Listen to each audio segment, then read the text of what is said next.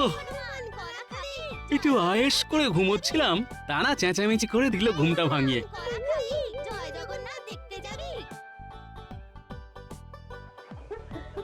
এই এই কোন হনুমানের দল এমন করে চেঁচাচ্ছে রে? সাত সকালে এসব কি হচ্ছে শুনি? দেখো দেখো দাদু, কত কত হনুমান এসেছে। আর আমরা এদের কলা খাওয়াচ্ছি। বুঝতে পেরেছি, কাল গাছ থেকে যে কাঁঠালি কলার কালিটা কেটে নামালাম সেটা দিয়েই বুঝি হনুমান সেবা হচ্ছে। হ্যাঁ গো হ্যাঁ, সকালবেলা এসে হাত পেতে খাবার চাইছিল। ঘরে তো আর কিছু ছিল না, তাই কলা দিয়েই। বুঝেছি, তাহলে আর কি করা যাবে? নিজের সেবার জন্য কেটে আনা কলার কাঁদি এখন হনুমানের সেবাতেই লাগুক। দে রে পুটি, আমাকেও গোটা চারটে কলা দে, আমিও হনুমানদের সেবা করব। এ কি দাদু, হনুমানদের দেবে বলে নিজেই মুখে পুড়ে নিলে? আগে নিজের সেবা, পরে হনুমান। এই হনুমান কলা খাবি, জয় জগন্নাথ দেখতে যাবি। কি কি বললি? আমি হনুমান? শুধু হনুমান নয়, একেবারে গোদা হনুমান।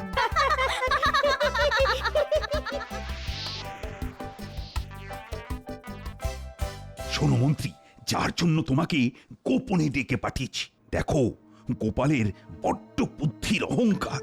গোপালের এই বুদ্ধির অহংকার ভাঙতেই হবে, আর সে কাজটা করতে হবে তোমায়। বাহ, এ তো খুব ভালো কথা মহারাজ।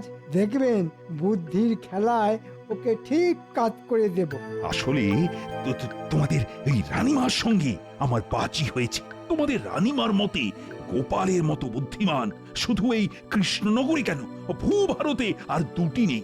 আপনি নিশ্চিন্ত থাকুন মহারাজ, এমন মাথা খেলিয়ে বুদ্ধি বের করব না যাতে গোপালও জব্দ হবে আর রানীমার কাছেও আপনার মুখ পুড়বে না। বাহ বাহ, এই না হলে আমার মন্ত্রী। তাহলে কাজে লেগে পড়ো।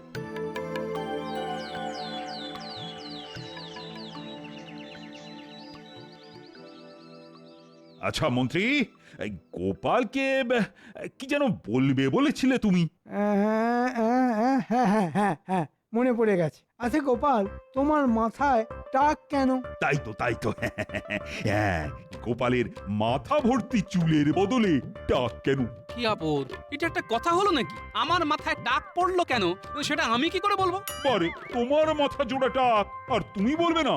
আমি মনে হয় উত্তরটা জানি। হ্যাঁ, জানো জানো? বাহ বাবা বাবা, এই না হলে আমার মন্ত্রী। আমরা সকলেই জানি দাঁত থাকতে দাঁতের মর্যাদা আর চুল থাকতে চুলের যত্ন করতে হয়। মানে রোজ দাঁত মাজা, চুলে তেল মাখা, চুল আঁচড়ানো, এসব তো করতেই হয় আমাদের। কিন্তু গোপাল তো কিপ্টের এক শেষ, তাই এক ফোঁটা তেলও মাথায় দেয়নি কোনোদিন। সে কি গোপাল, খরচের ভয়ে তুমি মাথায় কোনোদিন তেল দাওনি? তাহলে আর চুলের দোষ কি? যত্নের অভাবে অকালে ঝরে তো পড়বেই। চুল নেই বলে আঁচড়ানোর বালাইও নেই, তাই চিরুনি কেনারও খরচ নেই। সে কি গোপাল, তোমার চিরুনিও নেই? মনে হচ্ছে দুজনে চুক্তি করে আমার পেছনে লাগা শুরু করেছে। কিন্তু আমার এখন রেগে গেলে চলবে না, সময় এলে সুদ শুদ্ধ ফিরিয়ে দেব। আচ্ছা গোপাল, তোমার পেটটা এত মোটা কেন? মনে হয় এটার উত্তরও আমার জানা। এর উত্তরটাও জানো? বাহ বাহ বাহ বাহ বাহ, কি বুদ্ধি গো তোমার মন্ত্রী, বাহ বাহ বাহ বাহ। মহারাজ, আমার মনে হয় দুবেলা যারা পুষ্টিকর আর খাঁটি খাবার খায় তাদের পেট কিন্তু কখনো মোটা হয়ে যায় না। এই যে রাজসভায় আমরা এতজন আছি, কারো পেট কি গোপালের মতো মোটা? না না না না, কখনোই না। আসলে যারা কিপটে, মানে পয়সা বাঁচাতে যারা কচু ঘেঁচু আর পচা মাছ খায়, পেটের ভেতর বায়ু জমে জমে তাদের পেটটাই এরকম ফেঁপে ফুলে ওঠে। সে কি গোপাল, পয়সা বাঁচাতে তুমি কচু ঘিচু আর পচা মাছ খাও? এ বাবা, তুমি এতটাই কিপটে? কি গো গোপাল, কিছু বলছো না যে? ও আর কি উত্তর দেবে মহারাজ? আমার যুক্তি খণ্ডাবার মতো বুদ্ধি কি ওর মাথায় আছে? দিনরাত কিপটেমি করতে করতে সব বুদ্ধি জমাট বেঁধে গেছে। ঠিক বলেছ মন্ত্রী, তাহলে আজ থেকে গোপালের নাম হলো কিপটে গোপাল।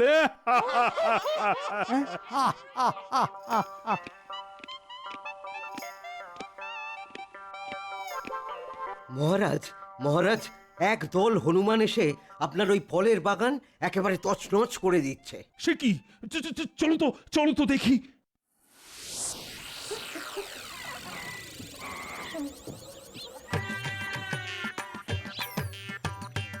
এ কি? এত হনুমান এলো কোথা থেকে? আরে তাড়িয়ে দাও, এক্ষুনি এদের এখান থেকে বিদায় করার বন্দোবস্ত করো, না হলে যে সব ফল খেয়ে একেবারে শেষ করে ফেলবে। দরকার হলে অন্য কোনো কঠিন ব্যবস্থা নাও। যথাজ্ঞা মহারাজ। নানা মহারাজ, এমনটা করবেন না। ওপরওয়ালার সৃষ্টি অবলা প্রাণী, ওদেরও তো খিদে পায়। তাই নাকি? হনুমানদের ওপর তোমার যে খুব দরদ দেখছি। সেটাই তো স্বাভাবিক মহারাজ, ওনারা যে আমাদের পূর্বপুরুষ, তার ওপর ভগবান রামচন্দ্রের পরম ভক্ত। ঠিক বলেছ, এই বুদ্ধি দিয়েই গোপালকে কাট করে ফেলা যাবে। ঠিক আছে গোপাল, ওদের তাড়াবো না। ধন্যবাদ মহারাজ। তবে একটা কথা, একটু আগেই তুমি বললে না ওরা আমাদের পূর্বপুরুষ। হ্যাঁ বললাম তো। তা তুমি যদি তোমার পূর্বপুরুষের মতো গাছের ডালে দোল খেয়ে দেখাতে পারো, তাহলে আমার এই ফলের বাগান আমি এই সব হনুমানদের জন্য উৎসর্গ করে দেব। আর দোল খেয়ে দেখাতে না পারলে আমার বাগানের সমস্ত ক্ষতি কিন্তু তোমার কান মূলে আমি আদায় করে নেব। ঠিক আছে মহারাজ, তাই হবে। তবে আজ তো আমি ঠিক প্রস্তুত নই। কাল সকালে আসুন না আমার বাড়ির সামনের ওই আম গাছতলায়, সেখানেই না হয় দোল খেয়ে দেখিয়ে দেব। এই কথা রাখতে পারবে তো? না পারলে তো কানমলা আছেই। আজ তাহলে আমি আসি মহারাজ, একটু দোল খাওয়া অভ্যেস করে নিতে হবে তো। হ্যাঁ, যাও যত ইচ্ছে অভ্যেস করো। তোমরাও সকলে বাড়ি চলে যাও। কাল সকালে গোপালের বাড়ির আম গাছ তলায় দেখা হবে। কি গো মন্ত্রী, গোপাল তো এক কথায় গাছে দোল খেতে রাজি হয়ে গেল। যদি সত্যি দোল খেয়ে দেখিয়ে দেয়। রাখুন তো আপনি, ওই হুঁচকা শরীর নিয়ে যে ভালো করে হাঁটাচলা করতে পারে না, সে আবার খাবে দোল। শেষে দেখবেন দোল খেতে গিয়ে গাছ থেকে পড়ে এমন ঘোল খাবে না, হাত পা ভেঙে বিছানায় শুয়ে থাকতে হবে। কি মহারাজ, গোপালের বুদ্ধির পরীক্ষা নেওয়া হলো? হবে, কাল সকালেই হবে। আর পরীক্ষা দিতে গিয়ে তোমার আদরের গোপাল গাছ থেকে পড়ে হাত পা ভেঙে একেবারে বিছানায় শুয়ে থাকবে। উমা, এ কি অলক্ষণে কথা! বুদ্ধির পরীক্ষা দিতে গিয়ে হাত পা ভেঙে পড়ে থাকবে কেন? বারে, হাত পা ভেঙে পড়ে থাকবে না? গোপাল সকলের সামনে বলেছে কাল গাছ থেকে দোল খেয়ে আমাদের সকলকে দেখিয়ে দেবে। তা ওই ভারী শরীর দিয়ে গাছ থেকে দোল খাওয়া তো দূরের কথা, গাছে উঠতেই তো পারবে না। আর বেশি কায়দা করতে গেলে গাছ থেকে পড়ে হাত পা তো ভাঙবে। কই আনন্দেই থাকুন। আমি আবার বলছি, গোপালকে জব্দ করা অত সহজ নয়। ঠিক আছে, বুঝে নেব ওকে আমি। আমি তো সেটাই দেখতে চাই মহারাজ। প্রায় মেরে এনেছি।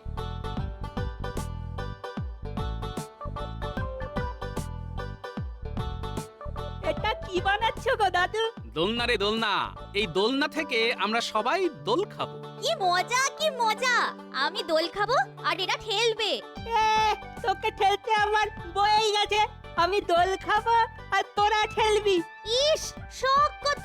উনি কোন মহারাজ এলেন যে ওকে ঠেলতে হবে? আর তুই কোন দেশের মহারানী রে? এই নিজেদের মধ্যে ঝগড়া থামা দেখি। সর্বপ্রথম দোল খাবো আমি, আর ঠেলে দিবি তোরা। বাহ বাহ, কি মজা কি মজা! দাদু দোল খাবে, দাদু দোল খাবে।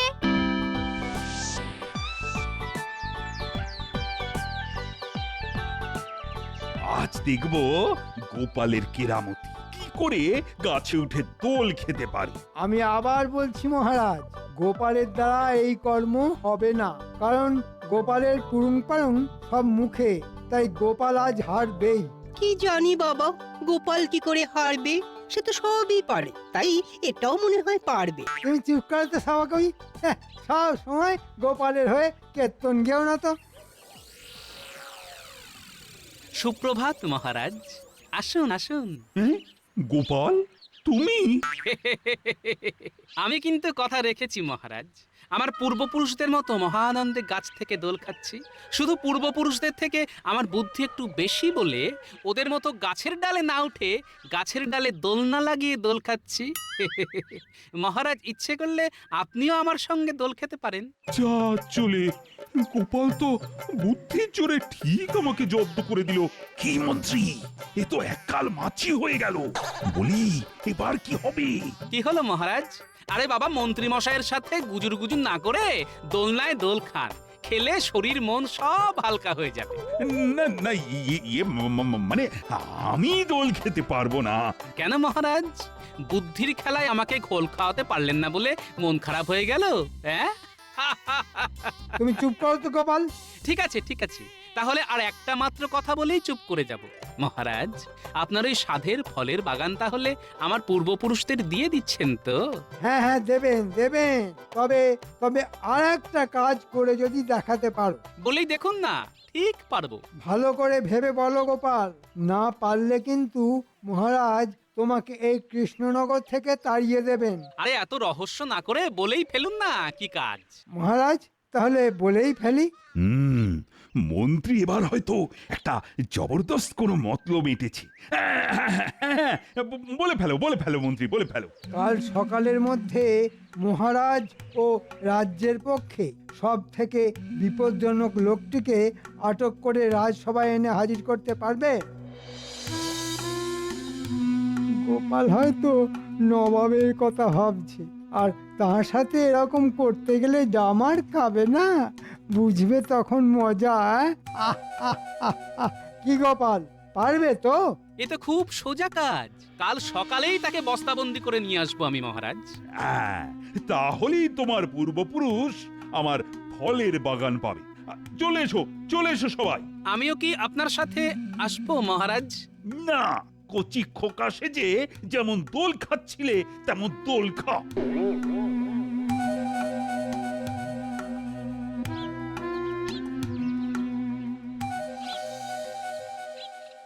বুদ্ধির পরীক্ষায় হারাতে না পেরে মহারাজের মাথাটা বড্ড গরম হয়ে গেছে দেখছি। শোন, তোদের সঙ্গে আমার কিছু কথা আছে। বলো।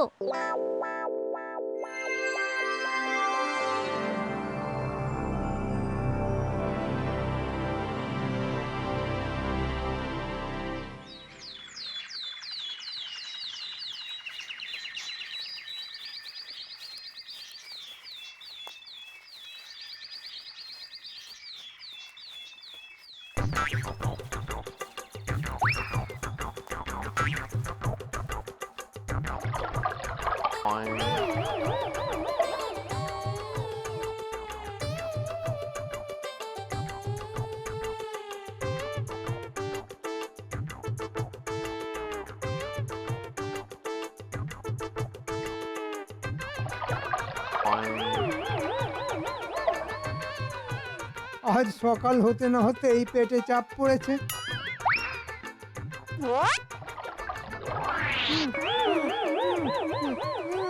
এবার বস্তাবন্দি মন্ত্রী মশাইকে টেনে নিয়ে যেতে হবে।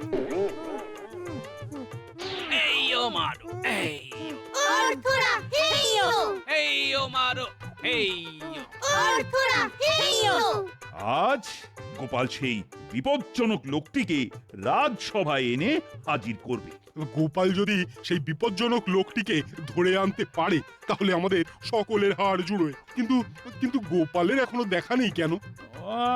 শুধু গোপাল কেন, মন্ত্রীরও তো দেখা নেই।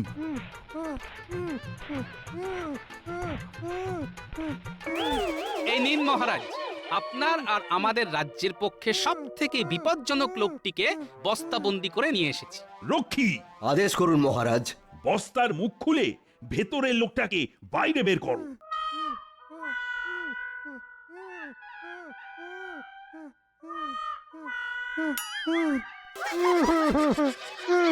এটা এটা আমার প্রতি কিরকম ব্যবহার হলো মহারাজ? আরে এ তো মন্ত্রী। ও গোপাল, গোপাল, এ তুমি কি করেছো? কেন মহারাজ? আপনার ও রাজ্যের পক্ষে সব থেকে বিপজ্জনক লোকটিকে ধরে এনেছি। আমি আমি কেন মহারাজের পক্ষে বিপদ হব? আসল বিপদ তো মুর্শিদাবাদের নবাব। হ্যাঁ, নবাবকে তবু চেনা যায়, কিন্তু আপনাকে তো চেনা যায় না মন্ত্রী মশাই।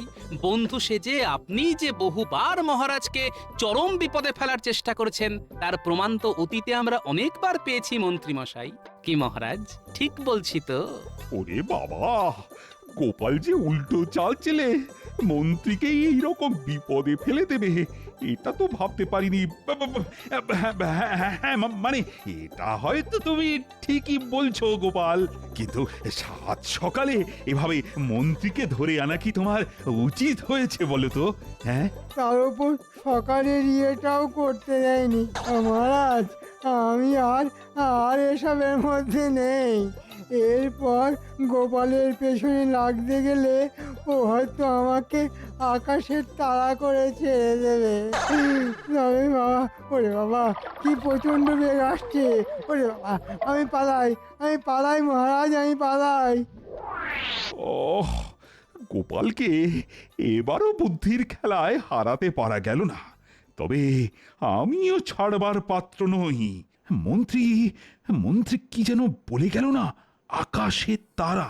হ্যাঁ, ওই তারা দিয়েই আমি গোপালকে জব্দ করে ছাড়বো। কি মহারাজ, এবার আপনার ওই ফলের বাগানটা আমার পূর্বপুরুষদের উদ্দেশ্যে নিবেদন করবেন তো? করবো তো বটেই। তবে আর একটা কাজ যদি করে দেখাতে পারো। আবার কাজ? একটা ফলের বাগানের বিনিময়ে এতগুলো কাজ করিয়ে নেওয়া কি ঠিক হচ্ছে মহারাজ? ঠিক কি বেঠিক সেটা আমি বুঝবো। তাহলে বলে ফেলুন, কি কাজ? বুঝলে, আমার অনেক দিনের ইচ্ছে আকাশে কতগুলি তারা আছে তা জানা। বাবা, একেবারে আকাশের তারা গোনার কাজ? হ্যাঁ, তোমার তো অনেক বুদ্ধি। তাই যদি আকাশের সমস্ত তারা গুনে আমাকে বলে দাও, তাহলে আমার ইচ্ছেও পূরণ হবে, আর আমিও হনুমানদের জন্য ফলের বাগানও দিয়ে দেব। ঠিক আছে মহারাজ, আমি রাজি। তা কখন গুনতে হবে আকাশের তারা? আজ রাতে। হ্যাঁ, তুমি রাত জেগে সব ঠিকঠাক গুনছো কিনা তার জন্য সেনাপতি তোমাকে পাহারাও দেবে। আমাকে আবার এর মধ্যে টানছেন কেন মহারাজ? কোনো টানাটানি নয়, এটা আমার আদেশ। যাও গোপাল, কাল সকালে এসে আমায় বলতে হবে আকাশের তারার সংখ্যা কত। ঠিক আছে, তবে তারা গুনবো রাজবাড়ির ছাদে দাঁড়িয়ে। কি রাজি তো মহারাজ? হ্যাঁ, রাজি। কি গোপাল, তোমার তারা গোনা হলো? এদিকে যে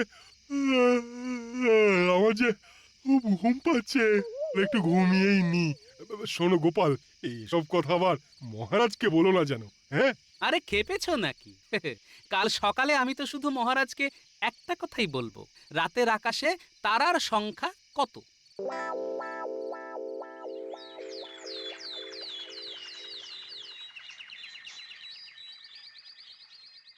এবার গোপালকে যে ফাঁদে ফেলেছি না, দেখবে ও ঠিক হারবে, আর তার সাথে তুমিও বাজিতে হারবে। দেখাই যাক কে হারে আর কে জেতে।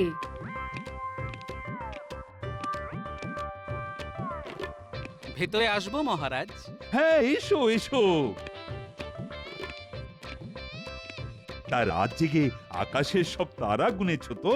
হ্যাঁ মহারাজ, সব তারা গুনে ফেলেছি। বাহ, খুব ভালো। এবার তাহলে চটপট বলে ফেলো দেখি, আকাশে তারার সংখ্যা কত? আগে মহারাজ, 13,33,313। আপনাকে এই হিসেবটা একটু যাচাই করে নিতে হবে মহারাজ। হিসেবে গোলমাল হলে যা শাস্তি দেবেন মাথা পেতে নেব মহারাজ। তা যাচাইটা করব কি করে? এই তো মহারাজ, সবকিছু আমি সঙ্গে করেই এনেছি। আরে এসব দিয়ে আমি কি করব? কেন মহারাজ, কাঁচি দিয়ে মাথার সব চুল কেটে এই কাগজে রেখে তারপর একটা একটা করে গুনতে বসবেন, দেখবেন ঠিক মিলে যাবে।